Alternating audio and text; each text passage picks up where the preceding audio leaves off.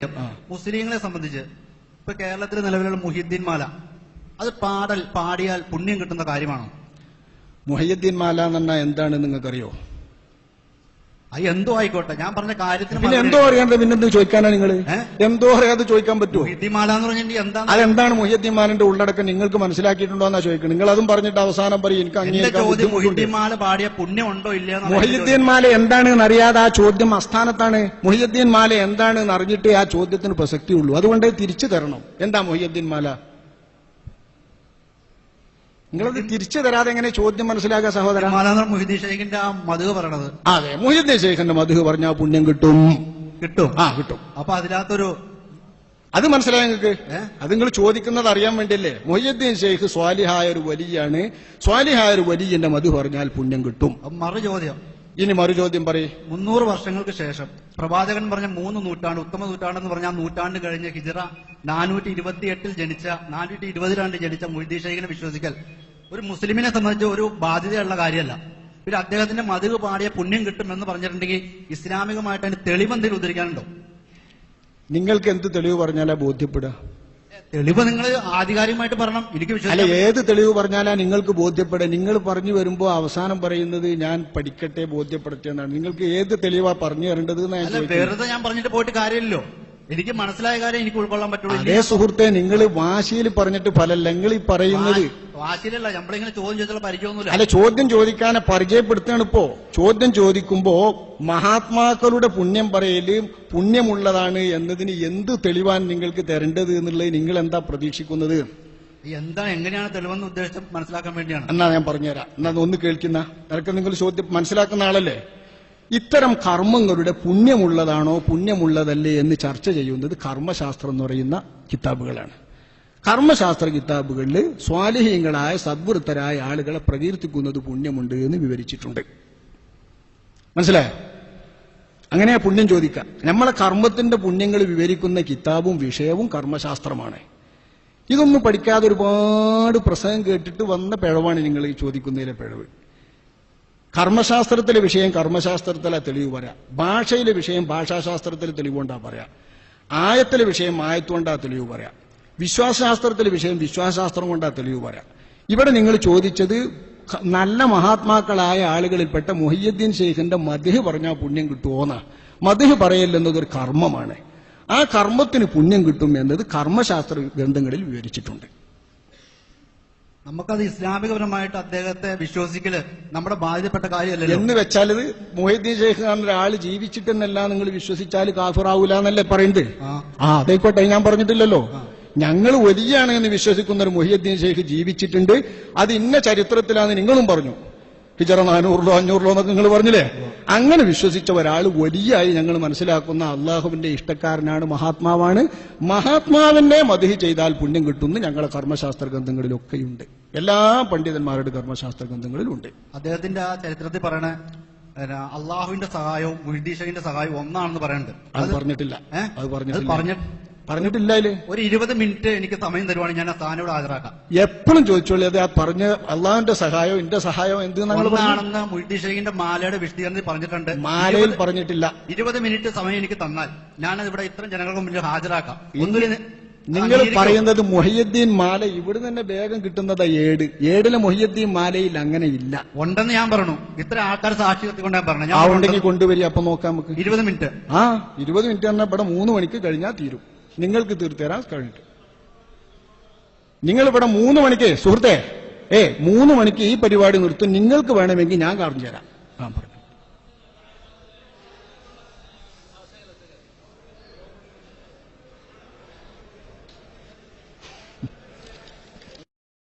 സഹോദരൻ 20 മിനിറ്റ് കഴിഞ്ഞ് രേഖയുമായി വരാമെന്ന് പറഞ്ഞ ആള് വന്നിട്ടുണ്ട് എന്ന് തോന്നുന്നു. അദ്ദേഹത്തിന് ഈ യോഗത്തിന്റെ പേരിൽ, ഈ സദസ്സിന്റെ പേരിൽ എല്ലാവർക്കും വേണ്ടി ഒരു 5 മിനിറ്റ് സമയവും കൂടെ അനുവദിച്ച് നമുക്ക് പിരിയാം. 5 മിനിറ്റിൽ കൂടുതൽ ദീർഘിപ്പിക്കാൻ നമുക്കെല്ലാ നിലക്ക് സൗകര്യമാണെങ്കിലും സദസ്സ് അത് ബുദ്ധിമുട്ടായി കരുതും എന്നതുകൊണ്ട് ഈ സഹോദരൻ ഒരല്പം നേരത്തെ തന്നെ ആലോചിച്ചുറച്ച് ആ വേണ്ട സൗകര്യങ്ങളും രേഖയുമായി വരേണ്ടതായിരുന്നു.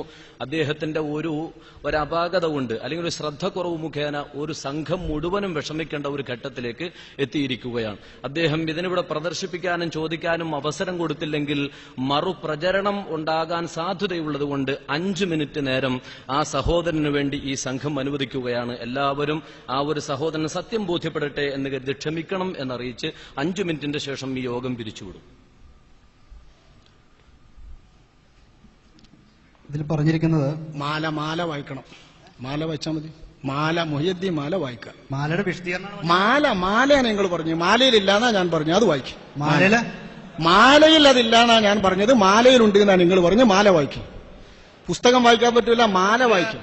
ഇത് കേരളത്തിലെ മുസ്തഫൽ ഫൈസി ഇറക്കിയ മാലയുടെ പുസ്തകം നിന്നോട് പറയണ്ട. മാലയിലുണ്ടോന്നാ നിങ്ങൾ പറഞ്ഞ്, മാലയിലില്ലാന്നാ ഞാൻ പറഞ്ഞ്. മാലയിലുണ്ട് എന്നാ നിങ്ങൾ പറഞ്ഞ്. മാല വായിക്കും. മാലയുടെ വിശദീകരണത്തിലാണ് പറഞ്ഞത്. വിശദീകരണം ഓരോരുത്തർക്കും നൽകാവുന്നതാണ്. നിങ്ങൾ മാല വായിക്കും സുഹൃത്തെ. മാല വായിക്കാനല്ലേ നിങ്ങൾ പോയത് മാല കൊണ്ടുവരാൻ? അതിൽ ഞാൻ ഇവിടെ കിട്ടുമല്ലോ മാല എന്ന് പറഞ്ഞ്. മാല വായിക്കും. പറഞ്ഞിരിക്കുന്ന വിശദീകരണം നിങ്ങൾക്ക് കേൾക്കണം. മാല വായിക്കൂ സഹോദരൻ. ഞാൻ പറഞ്ഞ വാദം നിങ്ങൾ പറഞ്ഞത് മാലയിലുണ്ട് എന്നാണ്. മാല വായിക്കും. ഒരു മിനിറ്റ്, ഞാൻ പറഞ്ഞത് കേട്ടിട്ട് പറഞ്ഞോ. ഞാൻ പറഞ്ഞത് അള്ളാഹുവിന്റെ സഹായവും മുഹീദ്ദീൻ ഷെയ്ഖിന്റെ സഹായവും ഒന്നാണെന്ന് മാലയില് ഉണ്ടെന്നാ പറഞ്ഞ. അതെ, അത് പറയും. മാല വായിക്കൂ. മാല ഇതെന്നെ ഇത് മാല വായിക്കൂ. ഇത് മാലയാണിത്. അതെ, വായിക്കും. മാലയുടെ വിശദീകരണമാണിത്. മാല വായിക്കൂ. മാല വായിക്കും. മാലയിലുണ്ട് ഞങ്ങൾ പറഞ്ഞ. മാല വായിക്കൂ. ശരിയായ ഉത്തരവല്ല ഇത്. എന്താ സുഹൃത്തെ ഈ പറയുന്നത്? മാലയിലുണ്ട് എന്ന് നിങ്ങൾ പറഞ്ഞു. മാല വായിക്കൂ. ഞാൻ പറഞ്ഞ കാര്യം വായിച്ച് കേൾപ്പിക്കാൻ തയ്യാറാണ്. നിങ്ങൾ അംഗീകരിക്കാൻ പറ്റുമോ? നിങ്ങൾ മാല വായിച്ചാൽ വിശദീകരണം താട്ടെ. നിങ്ങൾ മാല വായിച്ചാൽ അംഗീകരിക്കും സഹോദരൻ. മാല വായിച്ചോളൂ. മൈക്ക് പിടിച്ചോളൂ. മൈക്ക് കൊടുത്തോട്ടെ. മാല വായിക്കേ. മാലയിലില്ല നിങ്ങൾ സമ്മതിച്ചോ? തർക്കിക്കണ്ട, വേണ്ട, ബഹളം ഉണ്ടാക്കണ്ട. അയാളെന്നെ മതി. കൊടുക്കും. മൈക്ക് കൊടുക്കും. അദ്ദേഹത്തിന് കൊടുക്കും. ഞാനിവിടെ സംസാരിച്ചത് ഇവിടെ നമുക്കിവിടെ ആർക്കും ജയിക്കാനോ തോക്കാനൊന്നുമല്ല. ഞാൻ പഠിച്ചു വെച്ചാണ് കാര്യത്തിൽ എന്തെങ്കിലും തെറ്റുണ്ടെങ്കിൽ തിരുത്താൻ വേണ്ടി ഞാൻ വന്നേക്കണം. അതുകൊണ്ടാണ് ഞാൻ പറഞ്ഞില്ലേ ഈ തെളിവെടുത്തു വന്നേക്കണം. അതുകൊണ്ടാ നിങ്ങൾ ഇതിന് നല്ലൊരു വിശദീകരണം തന്നാണ്ടല്ലോ. നിങ്ങൾ പറഞ്ഞ സത്യമാണെന്ന് എനിക്ക് തോന്നിയിട്ട് ഞാൻ അംഗീകരിക്കും.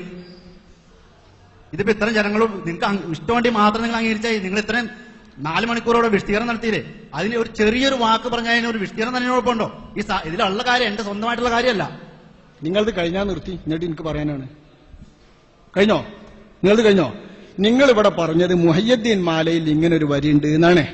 മുഹയ്യദ്ദീൻ മാലയിൽ ഇല്ല എന്ന് ഞാൻ പറഞ്ഞു.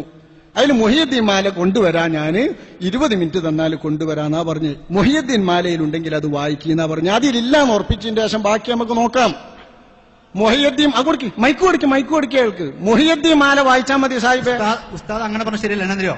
ഏതെങ്കിലും ഒരു വിഭാഗത്തിന്റെ പ്രസിദ്ധീകരണം എടുത്തിട്ട് അതിനകത്ത് ഇന്നത് മാത്രം വായിക്കണം എന്ന് പറഞ്ഞാൽ അർത്ഥമല്ല. പ്രസിദ്ധീകരണമല്ല സുഹൃത്തെ നിങ്ങൾ പറഞ്ഞത്. മുഹയ്യദ്ദീൻ മാല എന്ന് പറയുന്നത് കോഴിക്കോട്ട് മുഹമ്മദ് ഖാദി ഉണ്ടാക്കിയ മാലയാണ്. പേരും തുതിയും സ്വലവാത്തും അതിനാൽ തുടങ്ങുന്നൻ അങ്ങനെ പാടാൻ പറ്റുന്ന വരി ഒറ്റൊന്നുണ്ടെങ്കിൽ വായിക്കും സുഹൃത്തെ. അത് ഒറ്റ വരി വായിക്കും. ഒന്നിലും മൗലി ഇത് തെറ്റാന്ന് പറയണം.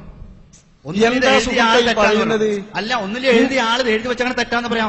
ഏതാ നിങ്ങൾ എഴുതിയത്? മാല വായിച്ചിട്ടില്ലല്ലോ. വായിച്ചിട്ടല്ലേ ബാക്കി പറയാം. വായിക്കും. മാല വായിക്കും. അയാൾക്കാണ് വാദം. അയാൾക്ക് കൊടുക്കും. മാല വായിക്കും.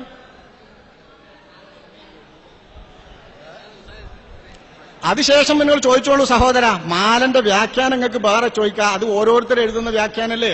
മാല പറയൂ ആദ്യം. പ്രിയമുള്ള സഹോദരങ്ങളെ, നമ്മുടെ സമയം അതിക്രമിച്ചിരിക്കുകയാണ്. പ്രിയമുള്ള സഹോദരങ്ങളെ ശ്രദ്ധിക്കണം.